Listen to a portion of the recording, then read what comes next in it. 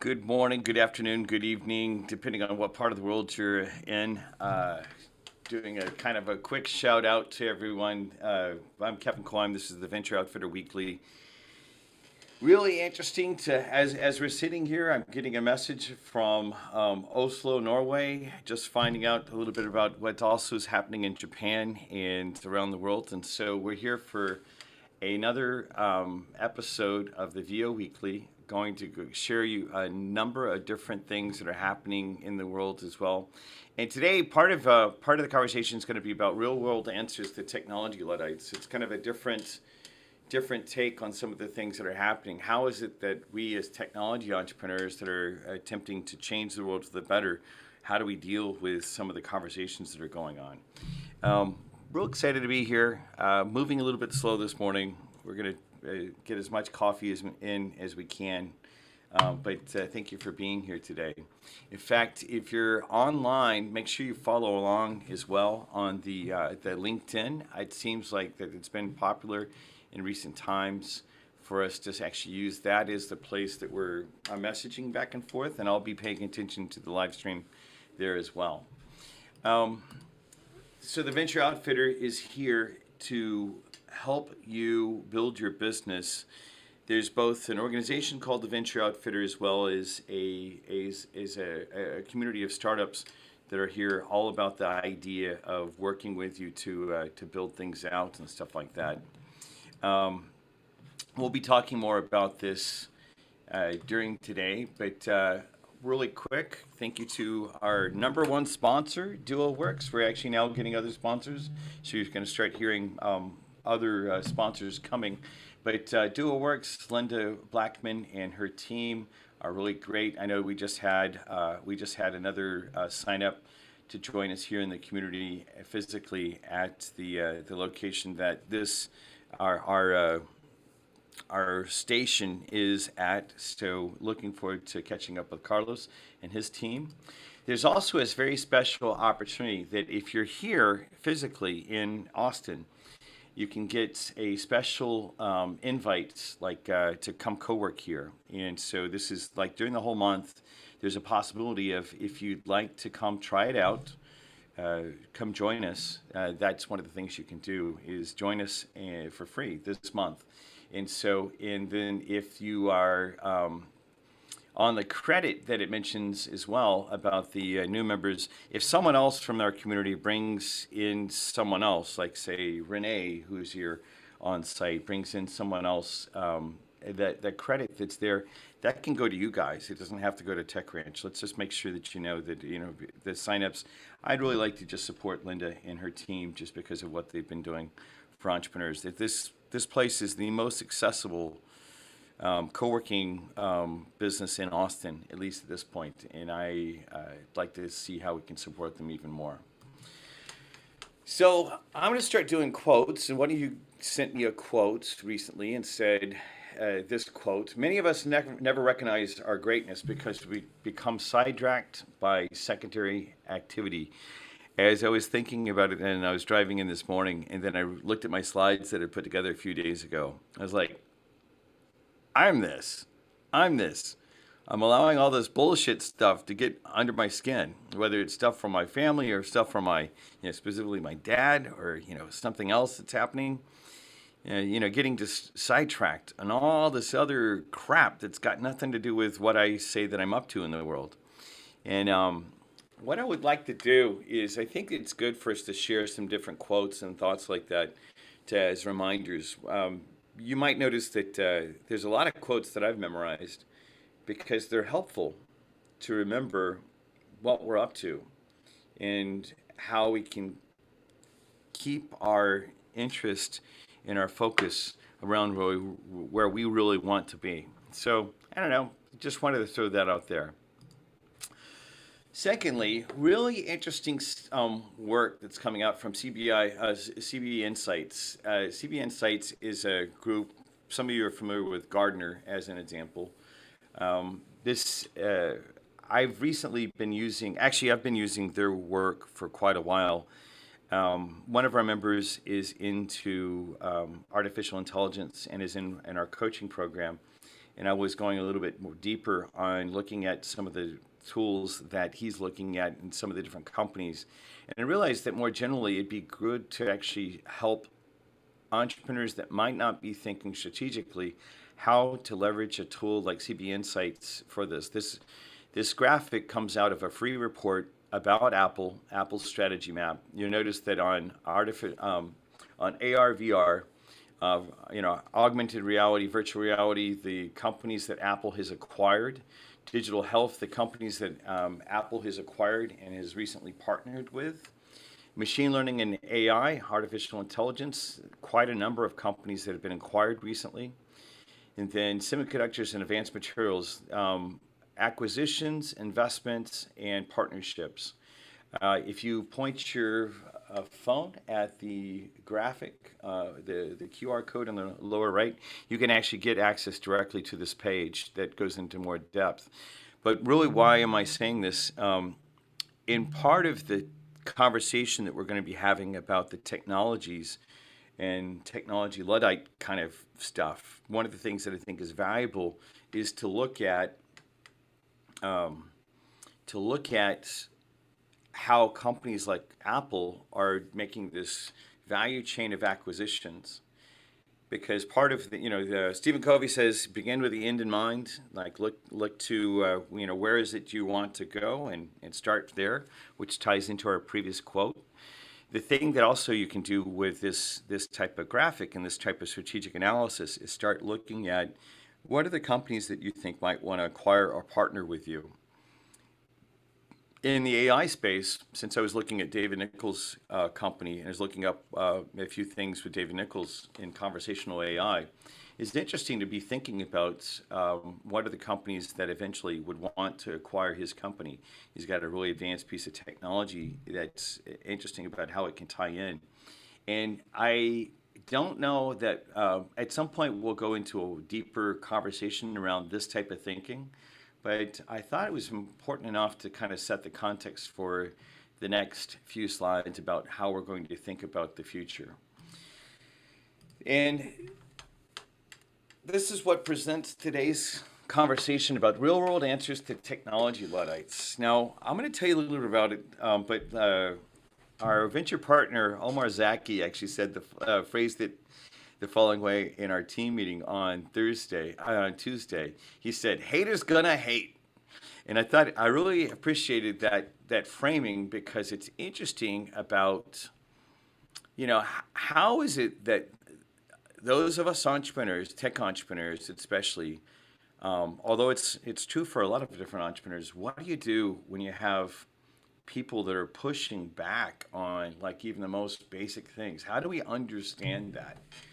What do we do about it? We're going to have a time I'm going to go through a number of slides to kind of give some examples of this right now. I'm going to give you some reasoning about why I think it's there. But then I really want to have, as we have some of our best conversations are where there's the community says, hey, this is what I'm doing. So it's not just going to be the Kevin show. I really want to hear from y'all as well. We just got a question in the chat. What is a Luddite? A Luddite is, it refers to someone who actually resists the future for lack of a lot of different things. Like, resists the idea that technology might be applicable, but actually just resist change. And I don't mean as a conservative, like in the political spectrum, but more of an absolute resistance to the technology. That might be a simpler way of talking about it. Omar just shared. It's a little bit derogatory. A person who opposes new technologies, a way of working, is a small-minded person resisting progress. That's kind of what and I do mean haters gonna hate a little tongue in cheek as well, just to have fun with it. So. But and just like Shane just said in the chat, it isn't easy to create something from nothing, but it's easy to criticize it. Yeah, there's a really great quote from Theodore Roosevelt as well that says, it's the man in the ring that's taking the risk, that's getting all the punches, that then has all these critics around him or her that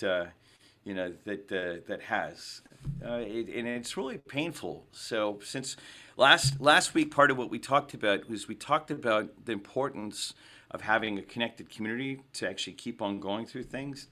Um, this is the other side about like where I want to be a little bit pushy about it, but I want to actually explore this together. Now, one of the things that informs the way that I think is this notion of leave no trace. So I was a Boy Scout, actually an Eagle Scout. And when I look at the world right now, a lot of different issues that are being positioned about climate change and things like that are being positioned on this spectrum of liberal versus conservative. And actually, when I hear that, that doesn't make sense to me because growing up in the Boy Scouts, and since it was such a fundamental thing for me, there's this fundamental idea in the Scouts, and it doesn't matter if you're a liberal or conservative. You take care of the place you're in. It's called leave no trace. Like if you go through a forest, there's no reason to mess it up for the next group of people. I think about that from a standpoint of society in general as well. And I don't think it's a conservative or liberal thing. I think that's how it's being positioned. But I wanted to go back to saying, hey, the thing that I want to evoke or invoke in our next few slides is to talk about that. I do see this in the context of what's happening with climate change. Now, this is an interesting visualization that says what's happening with the temperature of climate change. Like what's the normal temperature? Like how are we looking over the years as and humans have actually started building lots of different. We started industry. We've been burning a lot of fossil fuels and all that sort of stuff. What's really happening with the temperature? A lot of people have actually said, we don't have global warming. Actually, I remember hearing a couple of years ago when it was really cold in Texas, someone said, yeah, global warming, blah, blah, blah. Well, I think that they changed it to climate change. And the reason that they did was it's not just about that the temperature is rising, although what you're going to see as we look at this graphic, that the mean temperature over the years is actually going up. But anytime, I can say from an engineering standpoint, anytime you have more energy in a system, the system is typically less stable. And so part of what we see as we look at this visualization that was done by NASA is that over the years, we can actually see that it's now gone up at least a couple of degrees Fahrenheit for over the years. And whether or not this is human driven or not, in the context of leave no trace, the thing that I think that we should be looking at as humans, whether you're on the conservative side or the liberal side or somewhere in the middle, like I think I am, there's got to be something that we should start looking at about how we can change the impact that we have. I really, here it is, I don't know, 35 years later out of the Scouts, and I still think that we should live by leave no trace. So I've been noticing that there's a lot of people who are posting about, well, we should just, keep on drinking, using oil and all that sort of stuff. This is actually a real post from my Facebook, not posted by me, but someone else, where this guy is saying, hey, wait, it's like this oil field worker is, been in the oil field business for 50 years and is now 82. And he says, gas prices are high and it's all because of the damn liberals and blah, blah, blah, blah, blah. And what's really interesting about it is this person saying, hey, this is his whole argument that you could actually just produce all the oil that you needed just from the United States. And I think it's very short-sighted because in the context of leave no trace, if you go to Big Spring, Texas, Big Spring's a city in Texas, in West Texas, you can't drink water out of the tap. I was traveling west one time when I was going to New Mexico. I was driving over to Santa Fe to take some time off. And I went to this one place, and immediately when I was there, I went to the tap I don't know why, I was just at this store that had kind of like a little bit of a restaurant, and they immediately stopped me and they said, you don't know what you're about to do. And I'm like, oh, well, I just was going to get some water to drink. And they're like, no, you can't drink it.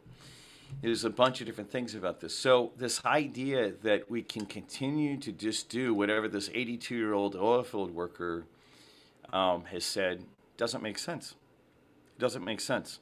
There's a little bit of denial going on, especially in the context of leave no trace. It's actually sad that the children of this part of Texas can't just open the tap and drink water. And this is well understood. You can actually there's a bunch of different articles about it. I'm convinced that some of it's been suppressed, but I didn't really know that until I'd actually been in Big Spring, Texas, and actually had someone stop me and said, "Hey, you just don't realize what's going on, do you?" And no, I don't. I actually, in Austin, I actually love the fact that we can drink water out of the tap. At least I still hope we can. Second thing got posted. The article on the left was posted, and this person said, "Electric vehicles are so bad. Look at this battery. This battery's blowing up." The weird thing about it is, you know, uh, I've never seen an electric vehicle blow up.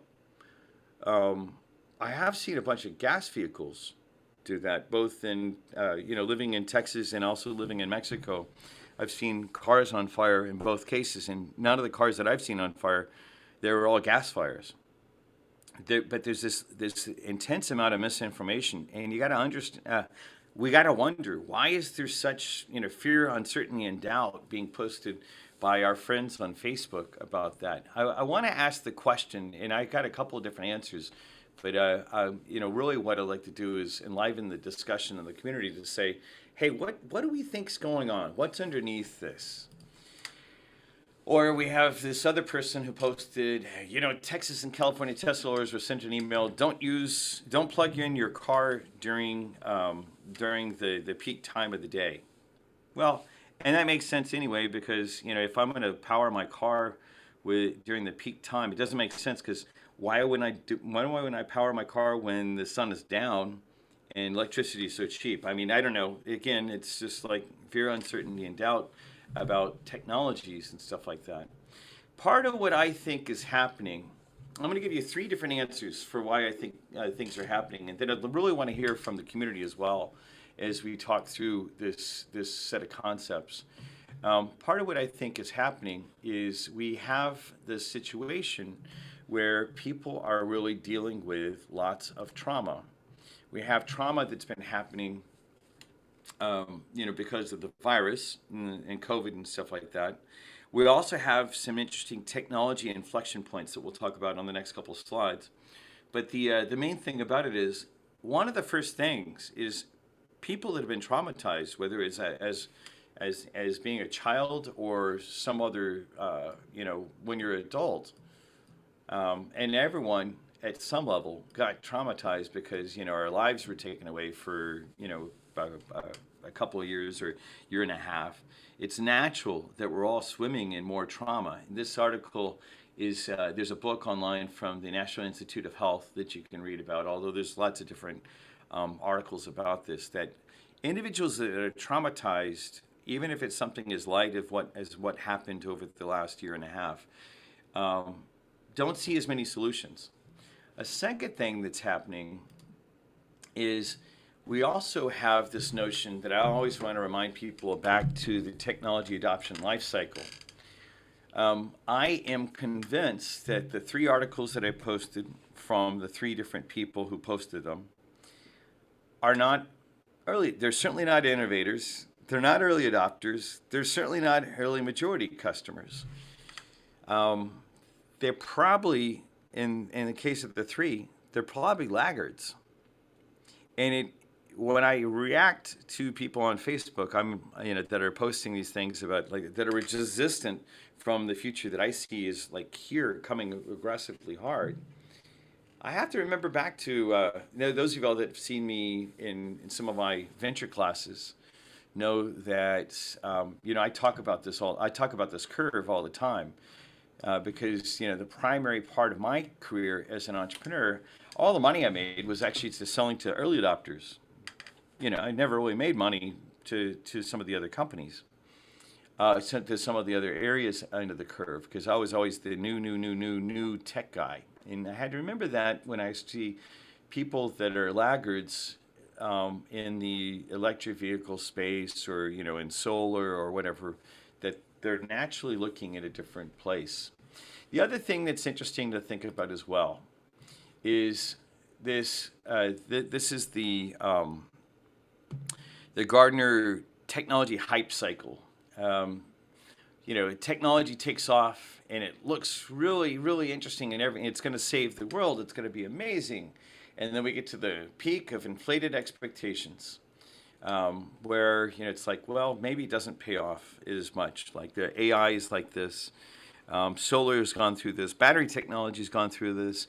So everyone then says, hey, it didn't pay off to what we thought. Now we're in the trough of disillusionment. Then things start going towards where we really think they should. When it says plateau of productivity, I actually think that the version of the slide that I really wanted to find would actually continue to slope up. And this one looks flat, and they called it the plateau. But I think in some ways, a lot of the technologies are now happening that solar, as an example, has gone through the trough of disillusionment and now having new things happen. In fact, part of what we're seeing is that, as in this Nissan ad, especially in Texas right now, that Texas is actually having a lot of problems with having stability in the electricity grid. There's now ways that the technology in this shift is providing new solutions that couldn't be imagined before, because it's like, well, this is the way we've done it all this time. We like the guy from the oil business, the last 50 years, blah blah blah. And so the vehicle to grid means, okay, we're going to go ahead and charge up your car. Now your car stays plugged in. Maybe we won't charge the car from the grid during the day, but oh wait, something just happened. We now need more production. Instead of buying more batteries or more nuclear or something else, we can actually pull some of that charge off the batteries back into the grid. Really powerful stuff, because think about it. Instead of us having to spend more money on more bonds to do more stuff, well, you're going to buy a car anyway. You buy a car, you buy an electric car, but then because of just algorithms, you're able to shift a lot of this power back and forth, and it could be really, really, really powerful as it says, better grid stability. This is the type of thing that when we start thinking about technologies, looking at them from this standpoint, it's really hard to imagine some of the characteristics that would show up with these new technologies like that. So, what I'm wondering is, I'd love to hear from y'all. I'd love to hear from y'all to say, hey, what do you see out there? Or like, what's when haters are hating on technology that's in your part of the world, what's the technology? What's the argument against? What's the reality that's going forward? Or for those of you all that don't know the framework of a TED Talk, it's like this truth and this truth and this truth and this truth. But then they say, but the following thing. But, batteries blow up, or solar's, doesn't have a way of storage. And then you insert another thought, and then you say, yet, and then your wisdom that you have to offer. You don't have to do it as a TED Talk, but I'd love to actually hear from a couple of you. I know that my buddy Kekua John Gonzalez is definitely in this. He's in the house, and so I'm tempted to put him on the spot if you'll smile and tell me that he's open to sharing about this. Although I know we have a number of technologists represented in our audience right now. As well as I noticed that there's a number of people that are watching live on LinkedIn. You could also prompt this with a little bit of statement back and forth as well of what you think. What you think is an example. But Kekoa, I'd love to call on you and actually say, you've seen this before. You created situations in. You created situations in New Zealand, or Kekoa is a Canadian citizen that lives in America but has done work with the New Zealand government. I'd love to actually get your perspective if you're open to sharing that. Sure. Could you frame the question again one more time? Just so I. So you've seen haters gonna hate, right? You've had to fight people. You've had to fight against misinformation about the technologies that you've rolled out into the market. In fact, in your case, you have an interesting thing that you're doing with the new platform that you're building as well, right? Mhm. It, part of what you're actually helping communities come together is sense making on that, like sense Mhm. making on how we can move something forward. What I'm wondering is maybe first, do you have an example of a, one of your technologies where you got a lot of resistance from people about it that you could tell that story first? Yeah, I mean, um, the work I was doing in New Zealand was a big example of that. Um, Effectively trying to replace many of the systems that the government had related to citizen engagement or civic engagement as it relates to where money and resources should go towards building public and social services. And from that perspective, there were a lot of people who were, early adopters and innovators, just like on that scale. But those who were kind of more in the decision-making seats, and even just in the general public as well, there was just general resistance to doing something different. And um, there's a slew of reasons that I saw, more superficial was just the cost of transformation, switching from an old system to a new system would be a holistic or systemic change that would require a lot of change management and a lot of, evangelism and a whole lot of things that would basically be expensive. Um, but then on the flip side of the coin, it's there's the underlying power paradigms that new technology brings into reality or brings into the world, uh, especially when it comes to trying to make things more democratic or more direct in a way that allows people who are usually, disempowered or underserved or disenfranchised to have more of a voice. It shifts the power paradigm away from the traditional or more common approach to how we go about making decisions, and that can be scary to those who currently hold power. Uh, and so, in some ways, without becoming too cynical, the resistance is about keeping power or about keeping things the way they are, because obviously there's some sort of attachment there to having that that position, that seat, to be able to make decisions on behalf of a large group of people. And people spend their whole lives building their legacy towards this, and it's it's just human nature in a way. Um, Another perspective I've seen is just some people just don't like change. Just in general, it's that quote of like, if it ain't broke, don't fix it. And I think some people just take a lot more time to warm up to an idea. Uh, and, I saw this when I came to the US to kind of share what I was doing, speaking to one public official about his constituents, and him basically saying like, my constituents don't care about these kind of technology change. They would rather just talk about when is my garbage going to be picked up and who's going to do it. They don't need all that technology just to answer a simple question for them to live their lives. So I think there's a whole lot of factors. We can unpack that if you want, but I hope that provides some seeds to the conversation Yeah, for you. well, it's an interesting question, right? The whole idea about hey, I just want to live my life and all that sort of stuff, and you're talking about all these new things, and sounds like it's going to be more expensive and things like that, right? It's I mean the it's always interesting here in the States or here in Texas, especially. Things are always being said.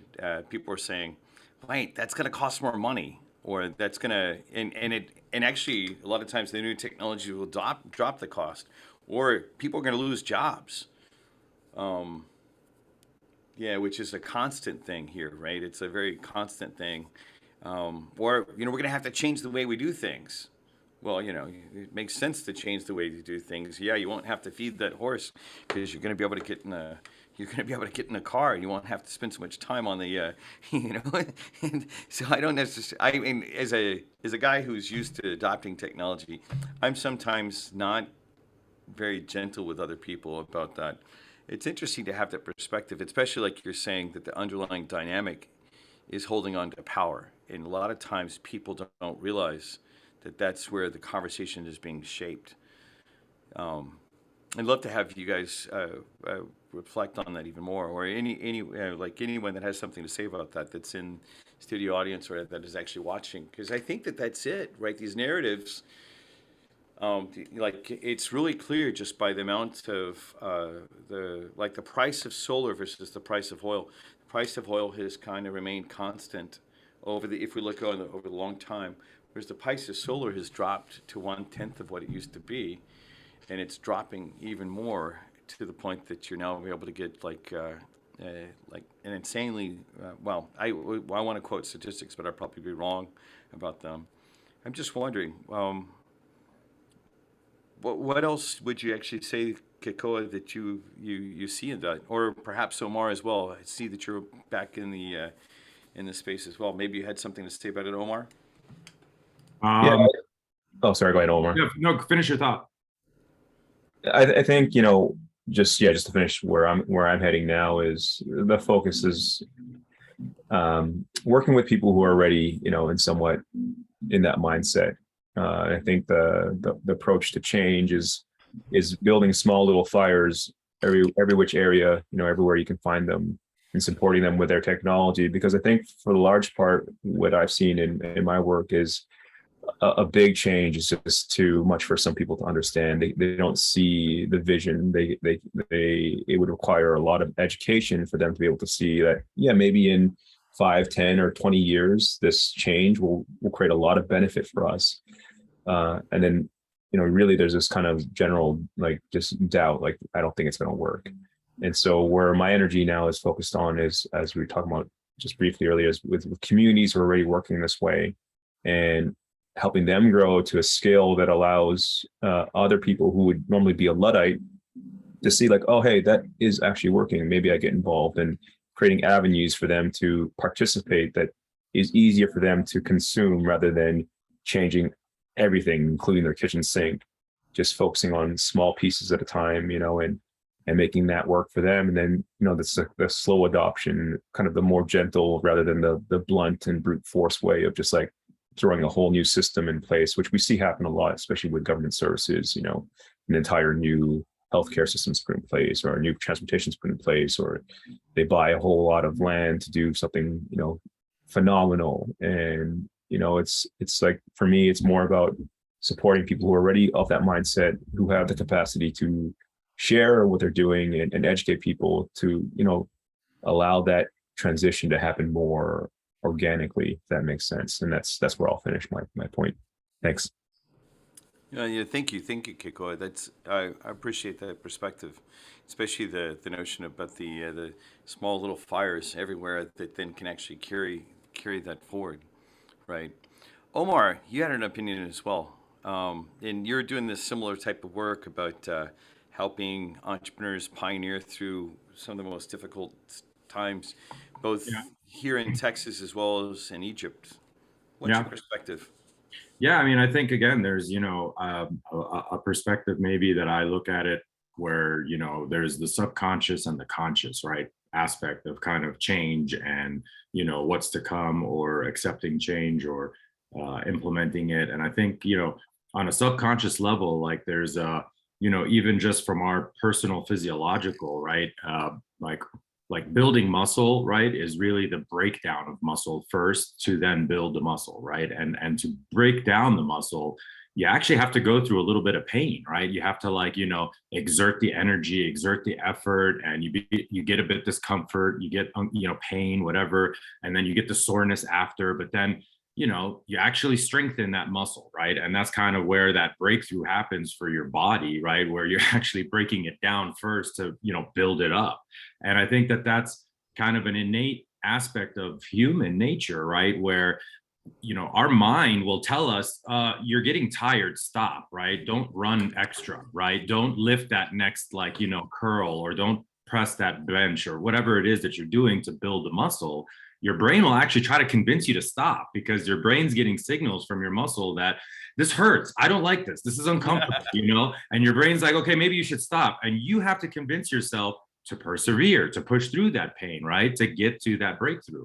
And so that's again where, I think the intentional or conscious part of it is, if you are willing to put up with the pain and push through uncomfortable situations of change, then you will see that kind of, beauty on the other side, right? Or the magic, or the new kind of opportunity or creation that you just wouldn't have known before. And that's part of where, again, from my perspective, when I work with founders and management teams and startups, the idea of kind of, again, the grit, the resilience, right? And also having, the ability to be creative and having ingenuity, but perseverance, right? Like, it's kind of like a combination of these factors really that come together, magically to make beauty when it comes to a venture growing and being built and kind of getting to those milestones. And again, same thing parallel to new innovation getting adopted. I mean, it's, a common that the person who comes up with these kind of ideas, the geniuses, the brilliance, are always kind of the odd man out. They're always kind of looked at, differently, or they're kind of felt like they're, excluded, because the masses generally, the human nature generally is to stay in the comfort zone, stay in the systems and the processes and the rules that we understand and that we know, and not go kind of too far out of that. And the few of us that maybe are a bit kind of like, creative or more destructive in terms of figuring things out, like kind of push those boundaries and maybe discover things that everybody else then later kind of starts to see the benefits of them. So there's that, perseverance to kind of be dedicated to what you're convinced in, what you believe in. So let me ask a question back on that then. So there's those of us that are going to pioneer forward, and in Austin we say keep Austin weird, and I fit in that, right? And Omar, hey, you fit in that too, and Kekoa, you do too. Let's talk about the other side. The 3 articles that I posted from Facebook, though. Yeah. The really weird thing about it is,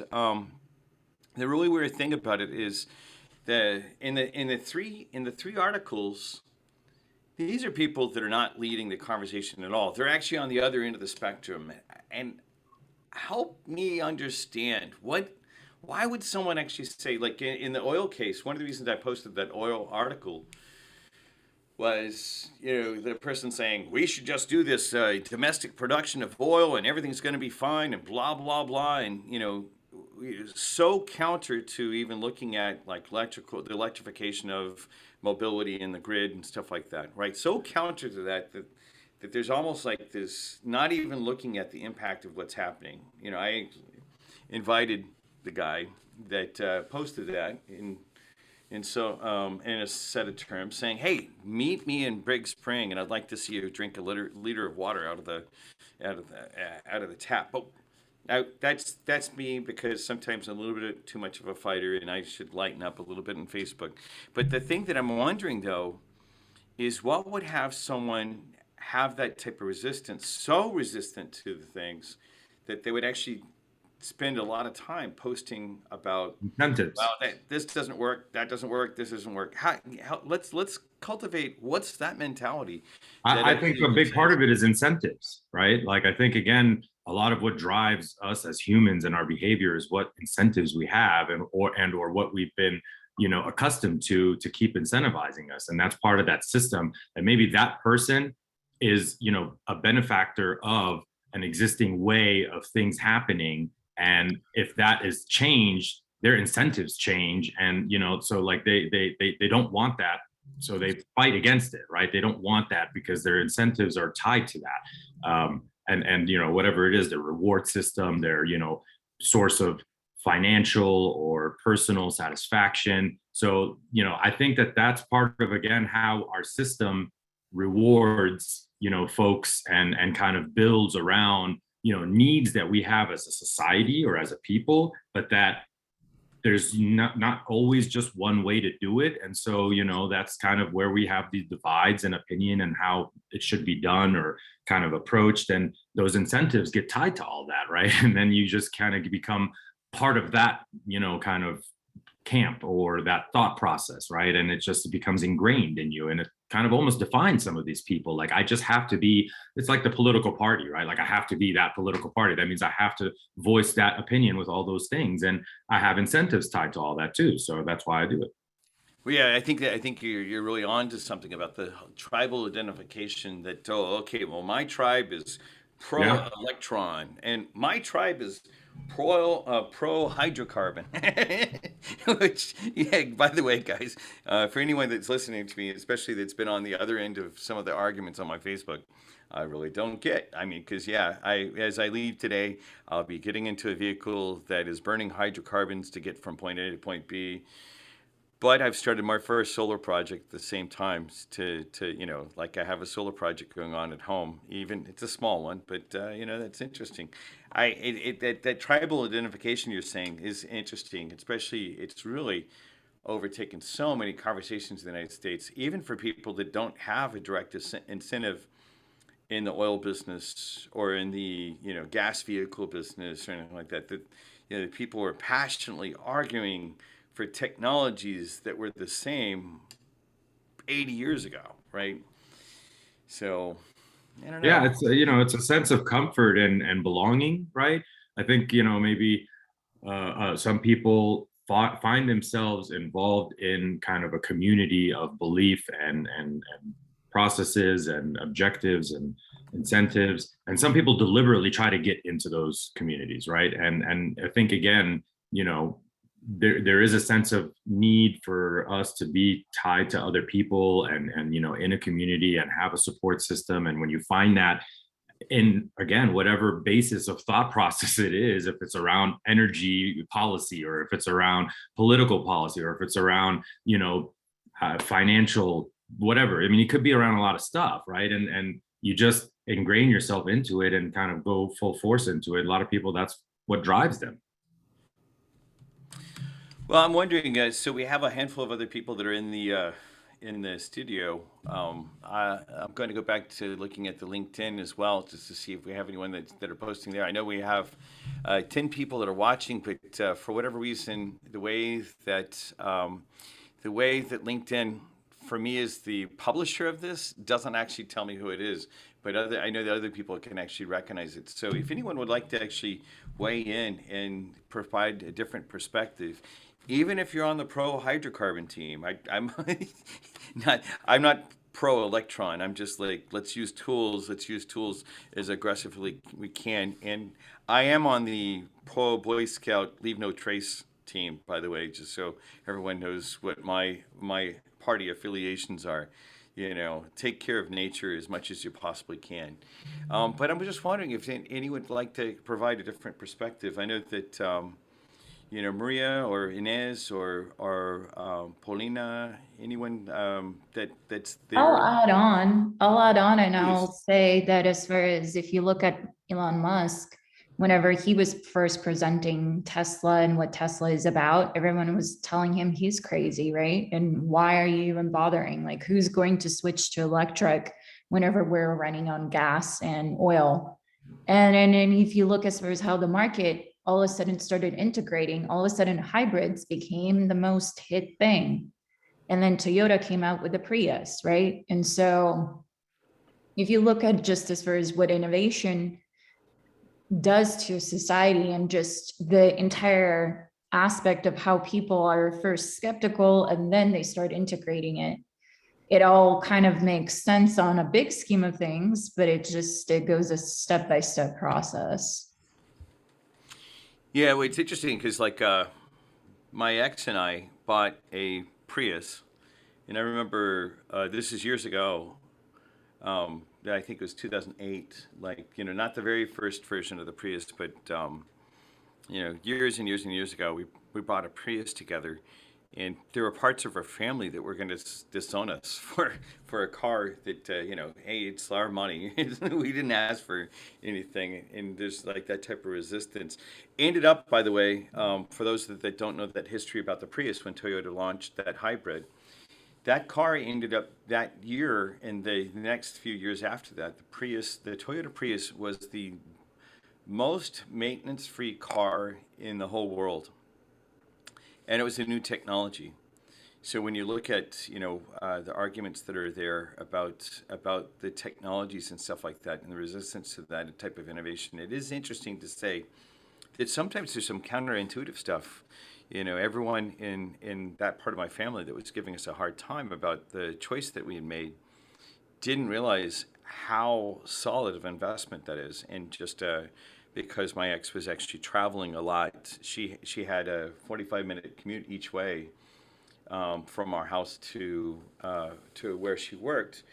The amount of gas we saved was insane, and just like the gas alone was just insane. So same kind of thing, right? Thank you for your perspective. We have one of our global team interns as well. I know that right now she's not too far from this microphone, so we might end up having to play with the microphone a little bit. But Maria, you've got a perspective, and you're really early on your career. What would you like to say? And Omar or Kakoa, give us a thumbs up to make sure that you can actually hear her. Can you guys hear me? Okay, good. Well, I have thought a lot about this because I've already seen so much resistance to change just in my life, and I'm sure I'll see so much more in the years to come. But Recording in progress. there we go. Can you hear me? Yes. Well, I have thought about this a lot, and I think, in my perspective, why people are so resistant to change, it's because of culture and how people are raised, and kind of we're all influenced by how we grow up and the people we're surrounded with, and even if we don't know about it in our minds, we still have like these notions that are kind of engraved into us, that kind of shape who we are. And a lot of the older generations just want to stick to the comfort zone because that's what they've known all their lives. That's what they've been kind of programmed to think is best. And I've also like learned from the other perspective that it's some people have also gone through the trauma of change that might lead to them to kind of not want it anymore. Like we were talking about earlier about trauma, and it's really a complex thing because of how our minds work. Like I said, and like some of y'all have mentioned before, we want to stay in that comfort zone. We want to stay in what we know. Like for power, like Omar said, but also just because of how we grew up and how our community thinks we should act. If all of the people around us want us to think a certain way, it's really difficult to change that mindset.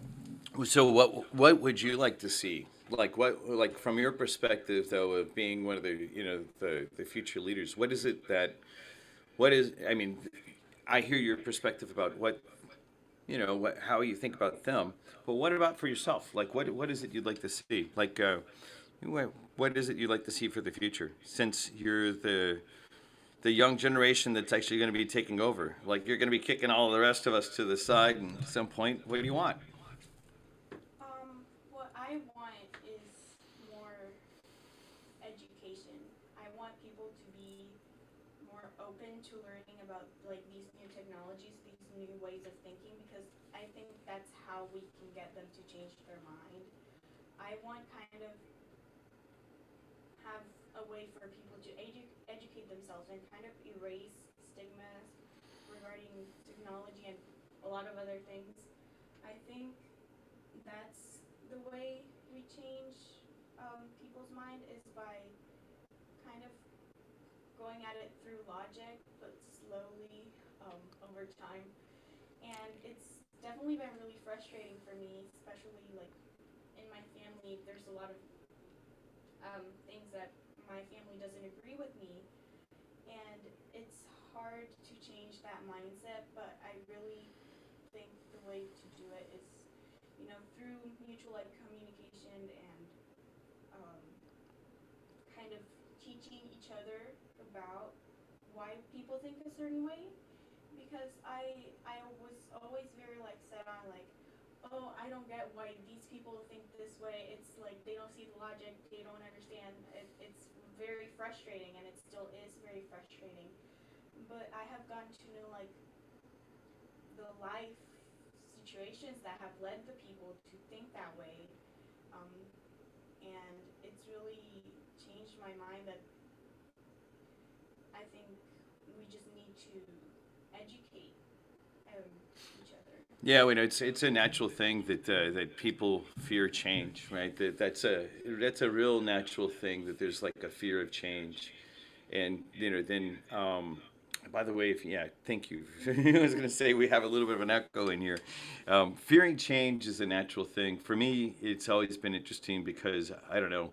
I think for whatever reason, my life was set up so that it's been so much change that I'm finally at the point in my life that I'm like, okay, it's just going to be part of what's going to happen. So let's do it, and let's make sure we're spending less money each time and not working as hard each time, which I think some of the technologies that are coming online actually allows us to do and solve problems. But you're right in line about I'm right in line with what you're saying about this idea that we have to figure out how to gently educate. I think, Maria, you have a better chance of gently educating people. Sometimes I just want to shake them, but and say, hey, you know what? Yeah, you can post on your Facebook about electric car that blew up, but just make sure that you also have a picture right here of the gas one that blew up as well, right? Versus it being. And sorry. Yeah, go ahead. I think the thing with that is that when people get angry, we tend to just argue and we get defensive.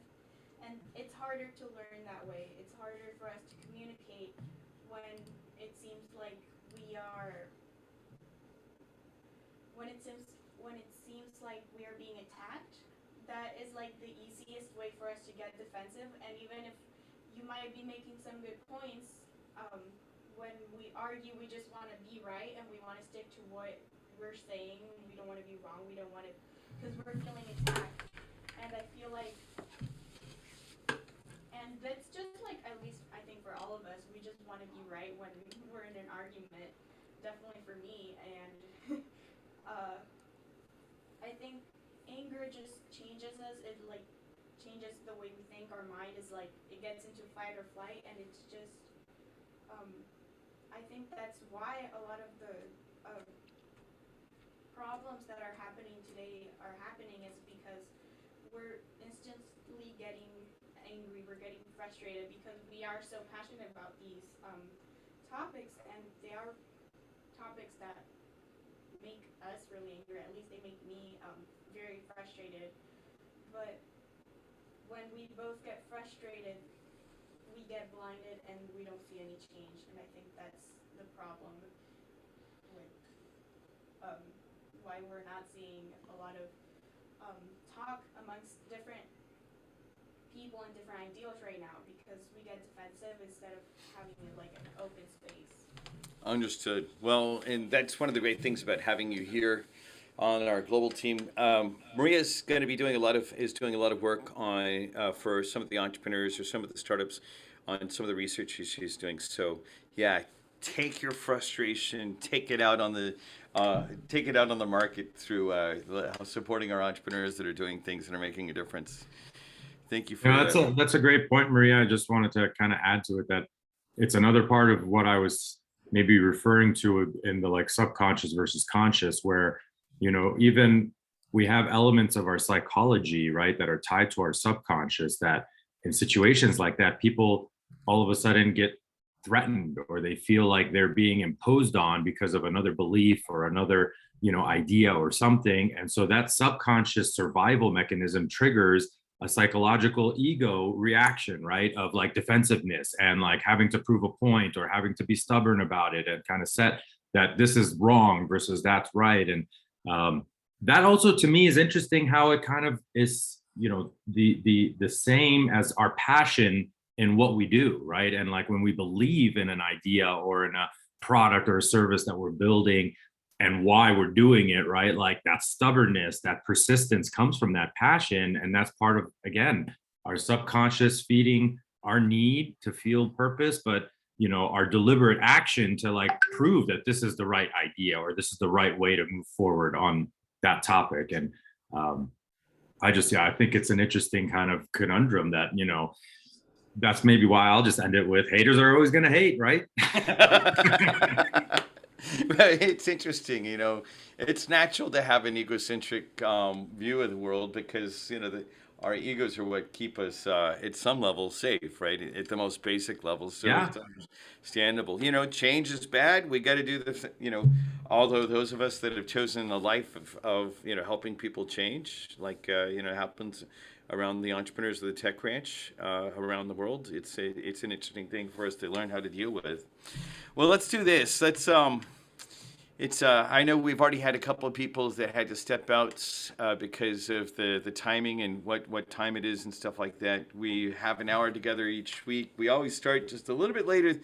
So I appreciate everyone being here today and being a part of the conversation. This whole set of ideas about how do we actually gently bring people in to the future that's already happening when like as an example, solar power is dropping so radically cost-wise. It's just a natural thing that me as the long-term technology visionary, I totally get, and I understand it's going to happen. But maybe there's a way that we can actually work together to figure out how to do things into the future. Part of what we'll do is we'll wrap up for today by saying if you're not on our email list, if you're not in our mentor list, if you're not one of our country managers or on our newsletter, please do join us. Please do join us. It'd be great to actually have you in the community. We continue to expand out the programs. We actually now have 9 teams from Japan that are joining the 5 teams we have in Central America, which when I say Central America, I'm saying outside of Mexico, but in Central America, we have quite a few teams in Mexico that are working with us. A couple of new teams from the Czech Republic and one that we've been working with in Hungary. A lot of different things are happening. It's through working together and actually keeping this perspective that's available to us through this entrepreneurial network that we can do a lot of things. So get involved in the network. For those of you all that might be watching this live stream on LinkedIn or listening to it later, please join us. And to join us at the first stage is free. You don't have to pay for one of the programs to be a part of the conversation. We're going to try to keep all those type of interactions because of the criticality and so that we have the reach across all these different countries in the world. Like if you're in Abuja, Nigeria, it's actually kind of difficult to spend the money that you might spend if you're in the United States, as an example. So know that interaction is available to you, and because we want to build out this community of practice. And as well, the perspective of how someone solves a problem in one part of the world, especially where the cost difference might be significant, is really interesting. So be a part of the conversation with us. For today, though, we'll go ahead and officially wrap up the core program and say, it's always an honor to be a part of a group of entrepreneurs that are driven by vision and values, especially when we're trying to figure out how to go change these attitudes as much as introducing technologies. So let's go change the world for the better together. Thank you all for your time today. Thank you, Keikoa, for joining us. Thank you, Omar. Thank you, Maria and Paulina, for your voices. Let's make this happen together. Thank you all. Bye.